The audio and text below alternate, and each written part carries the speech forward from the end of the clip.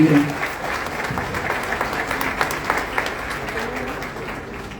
Hola, buenas tardes, ¿cómo están? Muchas gracias por venir. Placer estar acá, creo que tengo asistencia perfecta a la feria. Nunca. Bueno, y nos toca un día muy especial, 12 de octubre, que ahora le han cambiado el nombre, pero para nosotros seguirá siendo el Día de la Diversidad Cultural, por supuesto. Ustedes saben que me gustaría empezar por ahí porque el libro, justamente, la primera parte del libro se refiere a la conquista de América, y hay un tema con la palabra raza, ¿no? La palabra raza, que ha traído tanta muerte, tanto genocidio a lo largo de la historia, fue descalificada científicamente por la UNESCO en 1978, una sesión plenaria, 27 de noviembre del 78, donde todos los países del mundo firmaron contra el racismo, contra el concepto de raza, dejando en claro que no tiene ningún sustento científico la palabra raza, ¿no? Y que siempre ha servido para discriminar, para sojuzgar, para someter, y que por lo tanto proponían, como ya se venía utilizando en las ciencias sociales hacía décadas, el concepto de etnia, que es la clasificación de las culturas por la lengua, por su lenguaje, que tiene mucho más que ver con las características de una cultura, no el color de la piel, ¿no? Así que es interesante entonces dejar en claro que el concepto raza, que hoy se volvió a usar, no tiene ningún fundamento científico y no se usa en ninguna universidad seria del mundo. Se habla de raza hoy en día, ¿no? Y bueno, también es interesante empezar diciendo que el 12 de octubre es una fecha curiosa, porque usted sabe que Colón llegó a América el 13 de octubre. Empezamos con una primera fake news, pero bueno, como el día era viernes 13, además era un día de yeta, el tipo decidió retrasar el almanaque y poner que llegó el 12, que es el día de la Virgen del Pilar, y de paso era un poco chuparle las medias a Isabel, que era la patrona de Isabel, la católica, la Virgen del Pilar. Así que ahí tenemos una primera fake news. Segunda fake news. Habrán visto que en los dibujos de la llegada de Colón a América aparece un sacerdote, ¿no? Bueno, ese sacerdote nunca existió en el primer viaje, porque el primer viaje fue un viaje estrictamente comercial. No tenía por qué venir un sacerdote, no tenía nada que hacer, era un viaje comercial. Ahí lo habían contratado para ir a la China, Él planteaba que la Tierra era redonda. Por supuesto que la Tierra era redonda, se sabía desde el siglo IV a.C., ¿no? Esto también es interesante. Atribuir a Colón el descubrimiento de la redondez de la Tierra también es un error histórico grave, porque ya Aristóteles hablaba de esto, y los físicos griegos, romanos y demás. Pero bueno, él, usando esa sabiduría previa, decía, bueno, como está cerrado el Mediterráneo, una zona muy importante para el comercio, particularmente esta zona del Medio Oriente, donde llegaban las caravanas que venían de la India, de la China, se puede llegar igual a esa zona navegando hacia el oeste, ¿no? Porque la Tierra es redonda. Por supuesto, ignoraba que había en el medio un gigantesco continente, y se va a llevar una gran sorpresa cuando entonces se encuentre con esta masa continental de la que él nunca se entera que es un nuevo continente, de manera tal que utilizar el término descubrimiento es un poco mucho, ¿no? A mí siempre me gustaba en mis clases contarle a las chicas, a los chicos, hacerles pensar lo siguiente, ¿no? Ahí dicen los libros, Álvar Núñez Cabeza de Vaca descubrió las cataratas del Iguazú.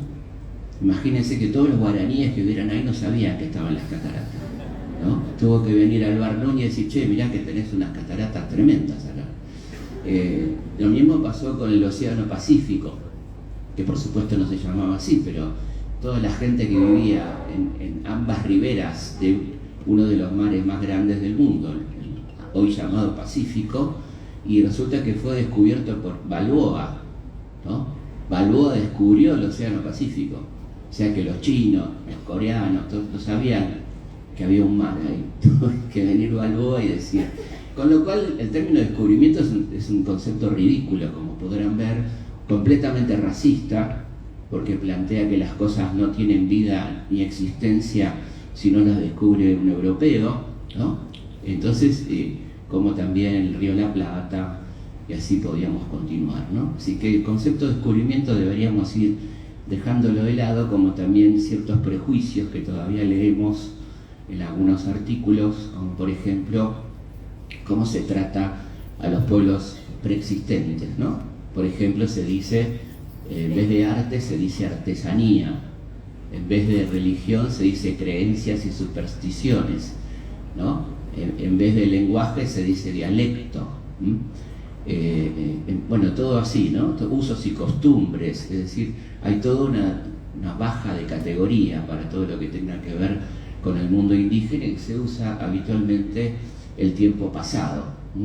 Los Pilagá habitaban Formosa, los guaraníes habitaban Misiones, y son pueblos que existen. Hay 1,5 millones de hermanos de pueblos originarios en Argentina, por lo tanto hablar en pasado es completamente incorrecto, ¿no? Pero quiero decir, es importante esto que estamos diciendo porque lo repetimos y no tiene ninguna sustancia, ¿no?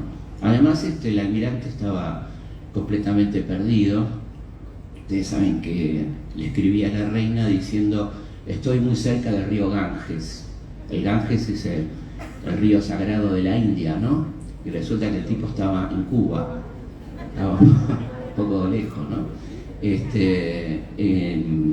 Y además él nunca se entera que descubrió, como dicen ellos, un continente. El que se avivó, tipo muy vivo, fue uno que vino con Colón en el segundo viaje, llamado Américo Vespucio, que hizo un primer mapa, navegó casi hasta Río de la Plata, hizo un primer mapa de lo que llamó Tierra Incógnita, se lo mandó a los influencers de la época, o sea, el Papa, los Medici, los banqueros, los geógrafos, y los tipos dijeron: ah, mira, acá hay un tipo que descubrió, en términos de ellos, ¿no?, un continente nuevo, como se llama Américo, vamos a ponerle América. Ahí viene el nombre de América, y por eso no nos llamamos Colonia, Colombia, sino América, por que se avivó, que se llamaba Américo Vespucio. Colón, ustedes saben que en el tercer viaje fue mandado a detener por los reyes católicos. Por eso es gracioso cuando dicen, sacan de contexto, juzgan con mirada presente lo que pasó en el pasado. No, esto lo dice la reina Isabel y el rey Fernando cuando mandan a detener a Colón en 1500 por los crímenes y los actos de corrupción cometidos durante su breve administración en las Antillas. Lo detienen, lo acusan y lo detienen los reyes católicos. A ver si los entendemos. Tipo, vuelve encadenado a España, juzgado, se le quitan todos sus cargos y honores. Y él enloquece literalmente, y va a morir soñando con que es el apóstol número 13. Está un poco, ¿no? Ese es el descubridor de América, don Cristóbal Colón. Así que bueno, hay mucho para decir del 12 de octubre. Hoy habrán visto que han pasado muchas cosas, pero la verdad sigue siendo la misma, ¿no? Más allá de que la quieran cambiar, vender y vendernos nuevamente espejitos de colores que por supuesto ya no compramos más, ¿no? Es interesante también decir que comenzó inmediatamente la resistencia, es decir, cuando esta gente, que era una muy buena gente, la gente a donde llega Colón, que era el pueblo arawak, que tenía una cultura maravillosa, cuyo principal entretenimiento era escribir poesía, y hacían los areitos, que eran concursos de poesía, que tenían un idioma maravilloso, que era, por ejemplo, al arcoíris le decían serpiente de collares, al amigo le decían mi otro corazón, al cielo le decían mar de arriba. Bueno, un idioma de una poesía extraordinaria, que era un pueblo muy pacífico. Los reciben muy bien a estos recién llegados, pero bueno, al poco tiempo Colón empieza con su ambición del oro y la fiebre amarilla, como dicen algunos autores, y termina todo una verdadera masacre, y por lo tanto estos pueblos pacíficos terminan reaccionando con la primera rebelde americana. Una mujer fue la primera rebelde, llamada Anacagona, la cacique Anacagona, junto a su compañero Caunabó, que fueron los que sublevaron a todas las Antillas contra el gobierno español. No estuvo muy en peligro esa administración porque fue una lucha muy persistente durante aproximadamente 10 años, que termina en una masacre cuando es capturada Nakagona y quemada por bruja, declarada bruja, ¿no? Como era un argumento bastante frecuente el tema de declarar brujo a alguien y básicamente a las mujeres y quemarlas, ¿no? Pero la resistencia va a continuar, por supuesto, a lo largo y a lo ancho del continente. Y por supuesto que otra cosa interesante para plantear es que desde ya que no existe el concepto de indio americano, independientemente del error de indio, que hoy en día las culturas originarias lo aceptan, el término indio, pero tiene que ver con una cuestión de facilitar el diálogo, ¿no? Pero indio tenía que ver con que Colón pensaba que estaba en la India, entonces por eso decía las Indias occidentales, ¿no? Pero básicamente lo que quiero decir es que está en la diversidad cultural que va de Alaska a Tierra del Fuego, con culturas tan diversas, de todo tipo, ¿no? Con imperios gigantescos como el azteca, como el inca, culturas como la maya, así, todo eso es América, ¿no? Así que decir el indio americano no quiere decir nada, como decir el europeo, ¿no? Que es una variedad cultural inmensa. Y esta rebelión que comenzó en 1493 no va a parar nunca. En toda América se van a suceder sublevaciones, levantamientos, muchas veces encabezados por mujeres, como el caso de Colombia, una mujer llamada La Gaitana, que se rebela contra los conquistadores y mantiene liberada la zona del Cauca por aproximadamente 30 años, con un ejército mayoritariamente compuesto por mujeres. Los españoles, al ver a estas mujeres tan valientes, las llaman amazonas, y por eso esto ocurría en el nacimiento de un río muy caudaloso que comenzó a llamarse Amazonas, en recuerdo a las griegas, ¿no? Si vieron La Mujer Maravilla, la última versión, las amazonas, que eran mujeres guerreras muy valientes, y por eso la toponimia de Amazonas a uno de los ríos más grandes del mundo, ¿no? La rebelión va a continuar de distintas maneras, en distintas partes de América, y no va a parar nunca, como digo, hasta 1810, donde va a tomar otra forma, ¿no? Ahí va a empezar a plantearse la conformación de ejércitos, la lucha abierta contra el Imperio Español. En el medio vamos a tener cosas muy interesantes, como por ejemplo la rebelión de Tupac Amaru, la rebelión de Tupac Katari, rebeliones indígenas muy poderosas entre 1780 y 1782, con mujeres muy potentes, ¿no? La mujer de Tupac Amaru, Micaela Bastidas, la mujer de Tupac Katari, Bartolina Sisa, llamada por los españoles las virreinas subversivas. Y hay algo muy importante ahí en lo que pasa en el Alto Perú y en el Perú, que va a impregnar muy fuertemente a los patriotas argentinos que van a ir a estudiar a la Universidad de Chuquisaca. Ahí lo tenemos a Moreno, a Paso, Castelli, Monteagudo, que van a recibir un poco el conocimiento de los teóricos de la revolución inglesa, francesa, norteamericana, pero también la impronta de esa fuerte rebelión indígena, ¿no? Por eso todos ellos van a plantear la necesidad de darle derechos, de devolverle los derechos a los pueblos originarios, ¿no?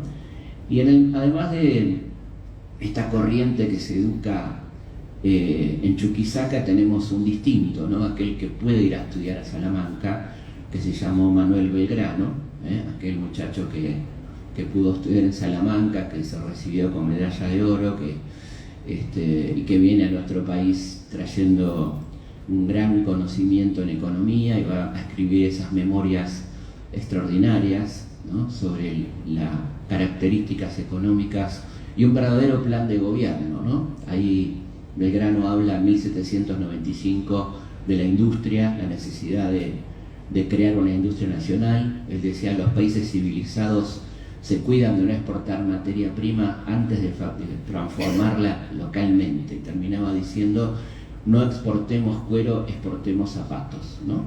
Es decir, la importancia de la industria, el valor agregado que planteaba Belgrano. El otro tema es la educación. Belgrano propone, durante el virreinato todavía, la educación gratuita y obligatoria a cargo del Estado. con la participación activa de la mujer, donde él dice que la mujer tiene que participar en todos los niveles de la enseñanza. Belgrano va a tener una fuerte y sana obsesión por la educación popular, por la educación pública y gratuita. Así que es el pionero. Y hay una cosa interesante que nos pasa cada 2 de septiembre, que se celebra en Argentina el Día de la Industria. Habrán visto que el 2 de septiembre hay celebración del Día de la Industria, y por ahí habría que preguntarse por qué, ¿no? Bueno, ese día de 1587 se produce supuestamente la primera exportación argentina al exterior, ¿no? Lo cual no deja de ser todo medio raro, medio turbio, como dicen los chicos, ¿no? Primero porque Argentina no existía todavía. Segundo porque no fue exportación, porque en ese momento estaban unidas las coronas de España y Portugal bajo el mando de Felipe II. Pero bueno, supongamos, primera exportación argentina al exterior. Resulta que el que le hace esta exportación es el obispo Francisco de Vitoria, que exporta bolsas de harina y telas de Tucumán y Santiago hacia Brasil. El gobernador Velasco, español, el gobernador de Tucumán, venía siguiendo los negocios de este obispo y hace revisar y requisar las bolsas de harina, y descubre que en esas bolsas de harina están viajando de contrabando barras de plata del Potosí. O sea que nosotros celebramos el Día de la Industria, el día de un obispo contrabandista, ¿no? Por lo tanto, como decía Manuel Belgrano, si critica, proponga. Tenía un cartel el que decía: si critica, proponga. Como criticamos, proponemos que el Día de la Industria sea el 3 de junio, el día de nacimiento del primer industrialista argentino, que se llamó Manuel Belgrano, y no el día de un obispo contrabandista, ¿no? Hasta el momento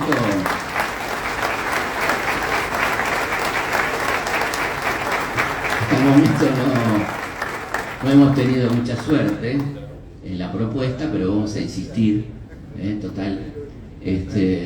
para que sea ese el Día de la Industria en nuestro país, ¿no? Belgrano, como ustedes saben, es una personalidad extraordinaria, un hombre que todo lo hizo por la patria, un tipo que cuando llega a volver a tener un poco de dinero lo dona absolutamente para la construcción de escuelas. Después de los triunfos de Salta y Tucumán le donan 40.000 pesos oro y él lo destina a la construcción de 4 escuelas. Va a morir sin que se vea construida ni una sola de esas escuelas. La donación es del año 1813 y la última escuela se construyó en 2005.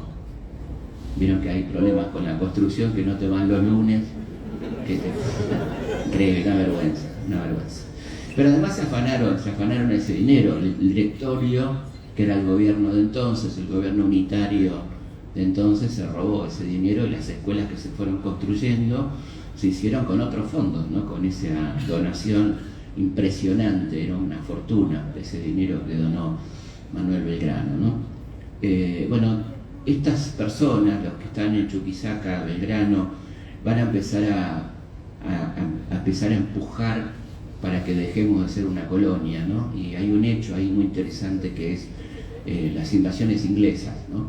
Un hecho trascendente que para mí no tiene nada que ver con lo gastronómico, ¿no? Porque parece que discutimos si era aceite, grasa o agua. La verdad que es una pelotudez. Lo importante es, y si alguien tiene duda, le preocupa mucho y no puede dormir, básicamente tiraron agua caliente y grasa, porque el aceite era muy caro en ese momento, ¿no? Son esas cosas como si llovía y había paraguas el 25 de mayo. Bueno, lo importante es que es un momento trascendente, bisagra en las luchas del pueblo argentino, ¿no? Cuando hicimos Algo Habrán Hecho, con Mario estuvimos en Londres, en el Museo del Ejército Británico.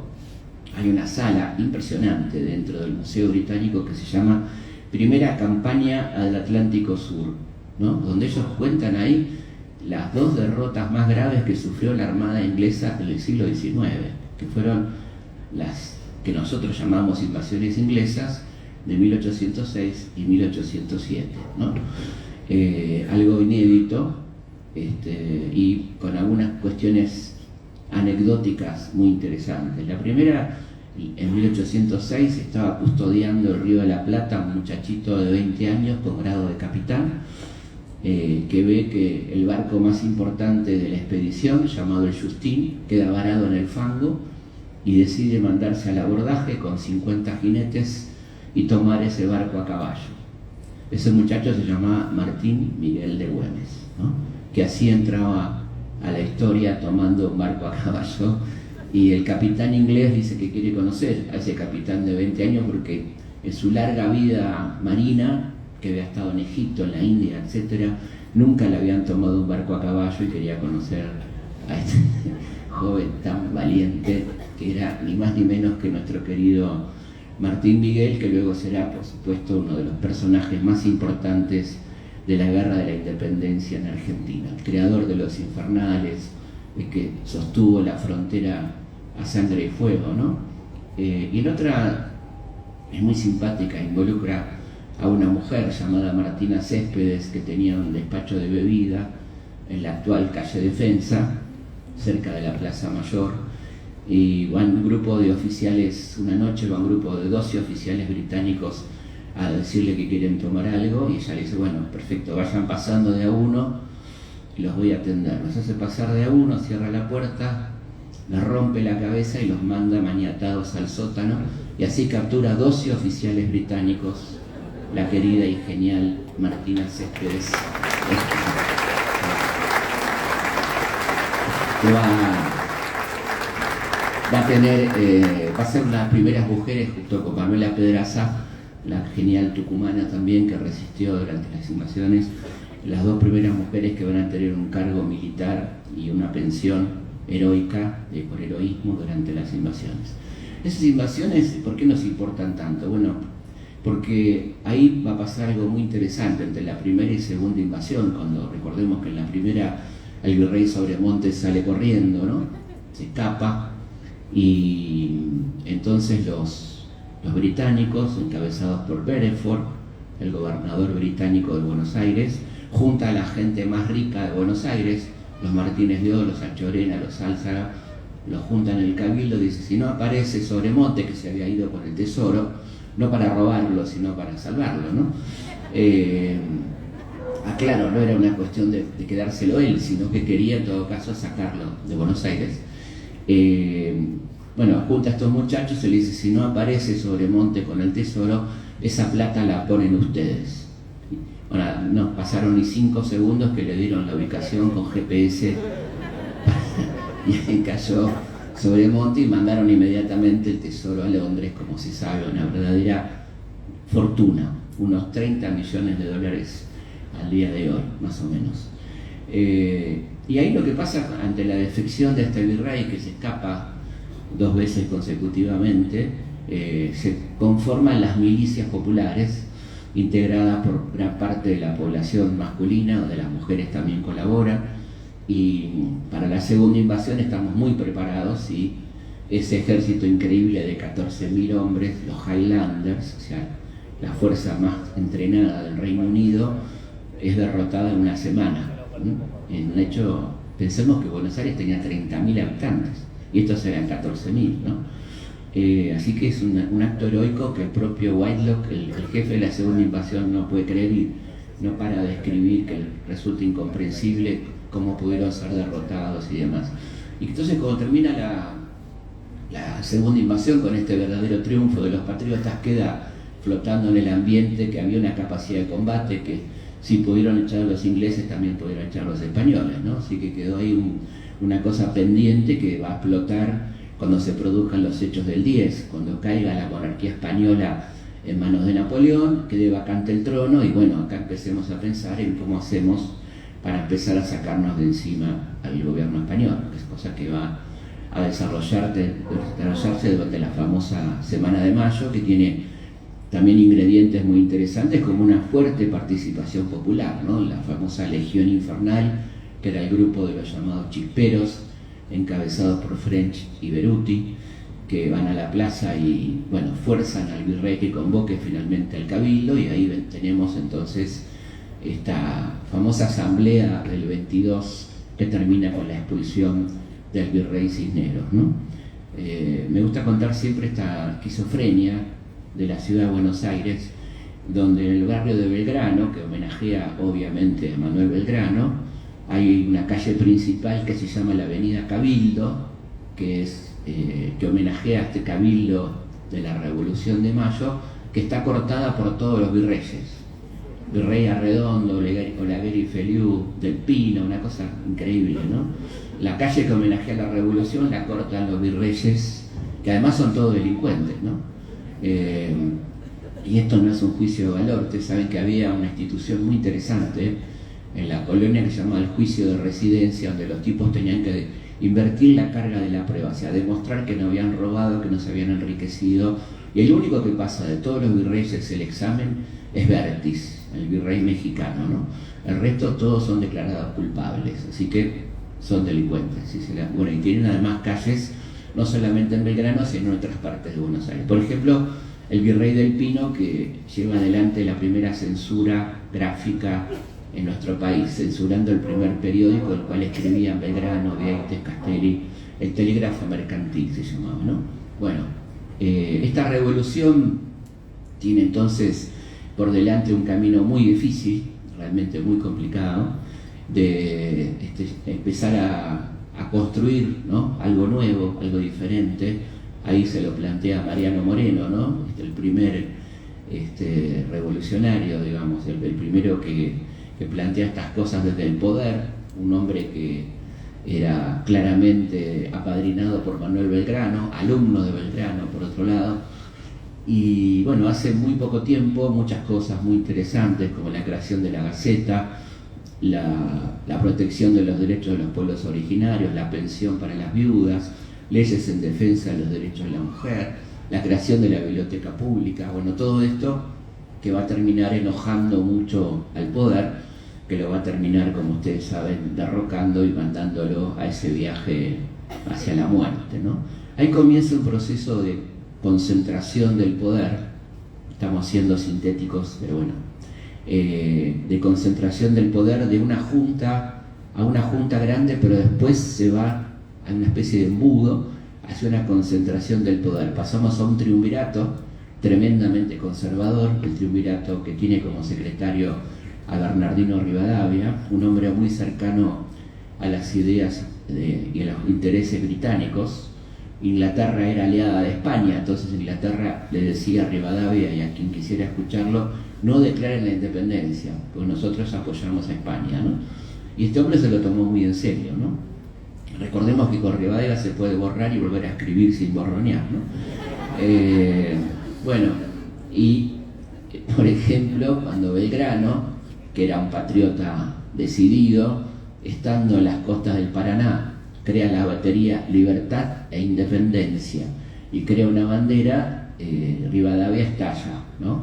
Y le manda una carta diciéndole que lo va a destituir, que lo va a sancionar, que cómo se le ocurre, que evidentemente ha tenido un ataque de patriotismo injustificado, y le manda la bandera española, le dice, siga usando esta, le dice Rivadavia a Belgrano, que por suerte Belgrano no le da pelota y seguirá usando nuestra bandera, ¿no? En ese mismo año 12 llega el que va a hacer la diferencia, ¿no? El que estábamos esperando, que es José de San Martín, que además apenas llega se afilia al partido opositor a Rivadavia, que era la Sociedad Patriótica, el partido morenista, que va a terminar derrocando a ese triunvirato impopular, imponiendo un segundo triunvirato que va a convocar entonces a la asamblea del año 13, una asamblea muy importante para nosotros porque ahí tenemos varios elementos, ¿no? Por un lado, Alvear, que es el presidente de la asamblea, empieza a preocuparse por el muy fuerte peso político que está tomando San Martín, opositor absolutamente al centralismo, al unitarismo, a la corriente rivadaviana a la que escribía Carlos de Alvear, ¿no? Y esa asamblea constituyente además va a rechazar a los únicos diputados electos legalmente, como son los que estaban bajo el protectorado de Artigas, la Banda Oriental, Corrientes, Entre Ríos, Santa Fe y Misiones, ¿no? Que vienen con las famosas instrucciones de Artigas, que dicen libertad e independencia inmediata, traslado de la capital, reparto de las rentas del puerto, bueno, todas cosas república, todas cosas inaceptables para el poder porteño, por eso son rechazados, y ahí comienza este conflicto que va a durar mucho tiempo con Artigas y sus lugartenientes, ¿no? Por otra parte, la asamblea, que es muy declamativa, ¿no? Adopta el himno, la bandera, el escudo, la moneda, pero no proclama la independencia ni redacta la Constitución. Lo que sí hace es nombrar un poder ejecutivo de un solo miembro. Lo nombra al tío de Alvear, Gervasio Posadas, que al poco tiempo termina nombrándolo al propio Alvear. Alvear le toca en suerte el momento en que cae Napoleón, entran en pánico las clases dirigentes porteñas y Alvear decide mandar a Río de Janeiro a un señor llamado Manuel José García, su secretario, para ofrecerle a los ingleses que seamos una colonia británica. Dice que nosotros no nos podemos gobernar a nosotros mismos, que queremos ser una colonia inglesa. Y le pasa lo peor que le puede pasar a un arrastrado, le dicen que no. Los ingleses le dicen, no, gracias, no. Ya tenemos bastante de pelota nosotros para hacernos cargo de la Argentina. Básicamente le dicen que no porque tenían un acuerdo con España, no podían aceptar estas colonias, ¿no? Cuando sale la noticia acá, se enteran de esta noticia de la traición, bueno, el ejército de los Andes se subleva, Rivadavia tiene que empezar a preparar sus maletas, Alvear se escapa, se va a Río de Janeiro, y cuando llega a Río de Janeiro pide hablar con el embajador español, le pide perdón a Fernando VII, no sabemos si habló de la angustia, pero le pidió perdón, y bueno, y además le pasó todos los secretos militares a los españoles, ubicación de nuestros ejércitos, polvorines, cantidad de tropas, esto está todo detallado en mi libro La voz del gran jefe, están todos los documentos, ¿no? Bueno, imagínense la doble traición del general Alvear, que como ustedes saben tiene calles en todos los pueblos y ciudades del país, incluso alguna esquina Alvear y Rivadavia en algunos lugares.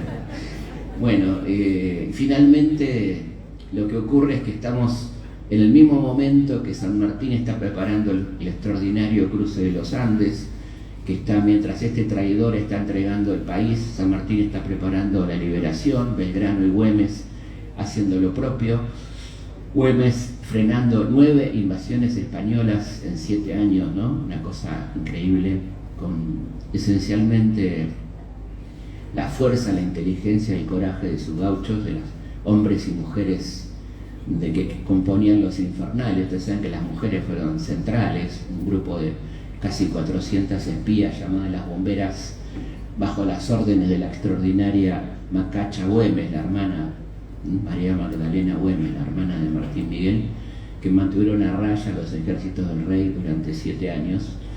Y bueno, entonces en ese contexto, gracias al impulso de San Martín, de Belgrano, de todos estos patriotas y mujeres y hombres, se puede convocar al Congreso de Tucumán, donde se van a discutir muchas cosas, no solamente la independencia. Entre esas cosas, San Martín, que era gobernador de Cuyo, que había impulsado fuertemente la industria del vino, hay una anécdota muy linda de San Martín. San Martín, cuando llega a Cuyo, la provincia era una provincia ganadera que vivía de la exportación de ganado a Chile, pero a poco de llegar cae Chile nuevamente en manos españolas y San Martín tiene que cambiar completamente la economía cuyana. Entonces se dedica fuertemente a promover la agricultura, la fruticultura y sobre todo la vitivinicultura, ¿no? La producción de vino. Así que entre tantas cosas que le debemos a San Martín, también le debemos el rico vino de Cuyo, ¿no? Una noche invita a sus oficiales a hacer una cata y le dice: vamos a probar 2 vinos, uno de Mendoza y uno de Málaga. Entonces lo que hace es le cambia las etiquetas, le pone al vino de Mendoza Málaga y al de Málaga le pone Mendoza. Entonces le da a tomar primero el que dice Mendoza, pero que era de Málaga, y los oficiales, haciéndose los cancheros, vieron que piensa que tiene gusto a cuero, bueno, no pasa nada. Le dicen: un rico vino, pero evidentemente muy joven, de falta, y era el de Málaga ese, ¿no? Y después cuando ven que decía Málaga, pero que era el de Mendoza, lo prueban y dicen: qué extraordinario este vino, cuánta barrica, cómo se ve que es un vino europeo, qué bien hecho que está. Entonces San Martín les cuenta la verdad. Le dice, miren, ustedes no solo que no saben nada de vinos, sino que además se dejan encandilar por las etiquetas extranjeras, ¿no? Bueno, como siempre, el Libertador bajando línea y dando lecciones. Y además de esto, de esta simpática anécdota, lo que hace es mandar al Congreso de Tucumán, con su firma, un proyecto de ley de protección del vino argentino, del vino mendocino, que se trata en el Congreso de Tucumán. Los diputados liberales porteños dicen que no hay que aprobar eso porque nos caemos del mundo, esto es literal, habrán escuchado la frase alguna que otra vez, y lamentablemente no se puede aprobar el proyecto de San Martín, pero es hermoso que el primer proyecto de protección de un producto nacional tenga la firma de José de San Martín, ¿no? Ahí también se discute cómo nos vamos a gobernar, ¿no? ¿Cuál va a ser el sistema de gobierno? Hay un gran lobby por la monarquía, hay quien quiere poner a un príncipe francés, a un príncipe español, hay uno que propone un zar de Rusia, increíble, ¿no? No creo que nadie quiera venir de San Petersburgo a Buenos Aires, pero bueno, y Belgrano, viendo todo esto, dice, bueno, ya que vamos a coronar un rey, ¿por qué no coronamos uno de los nuestros? Y propone al hermano de Tupac Amaru, Juan Bautista Tupac Amaru, y habla del rey Inca. Entonces es muy gracioso porque aquellos que proponían un zar de Rusia le dicen que es una propuesta exótica la que hace Belgrano. Pero acá hay una genialidad, porque Belgrano sabía que no iban a aprobar nunca esa propuesta. Lo que él quería en realidad era que se diera de baja la discusión monárquica, ¿no? Y que diéramos lugar entonces a ver si podíamos llegar a la república, ¿no? Y esto es lo que pasa. Y bueno, y para terminar, llegamos finalmente al 9 de julio, el día que se sanciona la independencia. La primera acta dice: libre de España, Fernando VII y sucesores. Cuando se la van a leer a San Martín se niega a jurarla, dice que hay que agregarle un párrafo muy importante que diga libre de España y de toda dominación extranjera, ¿no? Creo que es un detalle muy interesante, porque fíjense ustedes que eso tenía que ver con estas tratativas secretas, y San Martín sabía que estaban estas tratativas, y por lo tanto lo que él quería era terminar con esta cuestión. Quiero terminar con una parte del libro que creo que les va a interesar. Vieron que se ha puesto muy de moda Juan Bautista Alberdi y su libro Las Bases, ¿no? Y hay algunas cositas interesantes en torno a eso, a lo que son los llamados liberales argentinos, ¿no? Que ya se llama confusión a veces. Y Alberdi fue un tipo extraordinario, fue un gran pensador argentino que tuvo diferentes momentos en su vida. Fue muy antirrosista. Él, junto con la generación del 37, sintió que Rosas primero podía ser la persona que podía encabezar un nuevo proyecto de país. Cuando esto fracasa, empiezan las diferencias y finalmente Alberdi se va al exilio y es perseguido por Rosas, y escribe un periódico que se llama Muera Rosas, para que no quede ninguna duda, y hace otra cosa muy interesante, muy genial en términos literarios, que es una obra de teatro que se llama El gigante Amapolas, que obviamente amapola a Rosas, ¿no? Pero después se va dando cuenta, después de la caída de Rosas, de quiénes son estos muchachos que han tomado el poder, ¿no? Que se sienten muy lejos de esa gente, y escribe lo siguiente: los liberales argentinos son amantes platónicos de una deidad que no han visto ni conocen. Ser libre para ellos no consiste en gobernarse a sí mismos, sino en gobernar a los otros. La posesión del gobierno, he ahí toda su libertad. El monopolio del gobierno, he ahí todo su liberalismo. El liberalismo, como hábito de respetar el disentimiento de los otros, es algo que no cabe en la cabeza de un liberal argentino. El disidente es enemigo, la disidencia de opinión es guerra, hostilidad que para ellos autoriza la represión y la muerte. Esto dice Alberdi de estos muchachos. Y finalmente, esto está en un libro que se puso muy de moda hace poco, se llama Las Bases, Bases y Puntos de Partida, que está bueno que lo lean, ¿no? Estaría lindo que lo lean. Digo quienes lo ostentan y lo promueven. Dice, por ejemplo, en cuanto a la deuda externa de las bases, Alberdi: la dificultad no consiste en saber cómo pagar la deuda, sino en cómo hacer para no aumentarla. En los países nuevos en que la habilidad abunda más que el juicio, se da frecuentemente el nombre de empréstitos para obras públicas, a lo que en realidad son obras públicas para empréstitos. Así, tan pronto como el empréstito es conseguido, la obra pública queda sin objeto y nunca se ejecuta. Cuanto más irrealizable, mejor sirve la obra a su objeto, que es el empréstito en sí mismo, la deuda, no la obra. Esto dice Alberdi en Las Bases, ¿no?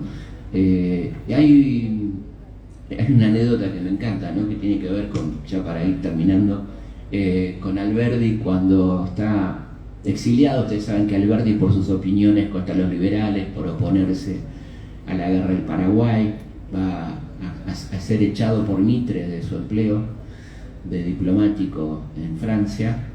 Y bueno, se va a producir un encuentro en Londres entre Rosas y Alberdi. Coinciden casualmente en una recepción diplomática, estos históricos enemigos. Y bueno, Alberdi se acerca a Rosas y le dice: bueno, yo lo combatí toda la vida, he sido antirrosista toda la vida, hay cosas que sigo pensando, pero la verdad que a usted le están haciendo un juicio en ausencia completamente injusto y me ofrezco a ser su abogado, ¿no? Bueno, Rosas se queda muy sorprendido, dice: bueno, ¿qué mejor abogado puedo tener que el padre de la Constitución, doctor Alberdi? Pero bueno, no se lo aconsejo porque nunca se lo van a perdonar, ¿no? Acuérdese lo que le pasó a San Martín, le dice, ¿no? Recuerden que San Martín, por donar el sable post-mortem, fue una figura repudiada por la historia oficial hasta entrado el siglo XX, ¿no? De hecho, recordemos que tardaron 30 años en traer el cuerpo de San Martín, que había dicho en su testamento que quería que su cuerpo descansara en Buenos Aires. Y cuando lo trajeron, midieron mal, ¿se acuerdan que está mal hecho el sarcófago, ¿no? Inventaron una pelotudez increíble, dijeron que como no entraba en el sarcófago, lo pusieron parado para que mire a la gente cuando entra a la... no sé, no me resulta difícil creer esto. Pero bueno, una falta de respeto absoluta. En cambio, Rivadavia, este personaje tan sinuoso, prohibió explícitamente que lo trajeran a la Argentina, país que odiaba profundamente, y sin embargo al año lo trajeron. Y después lo pusieron en la Plaza 11, donde creo que está muy incómodo, ¿no? Muy incómodo.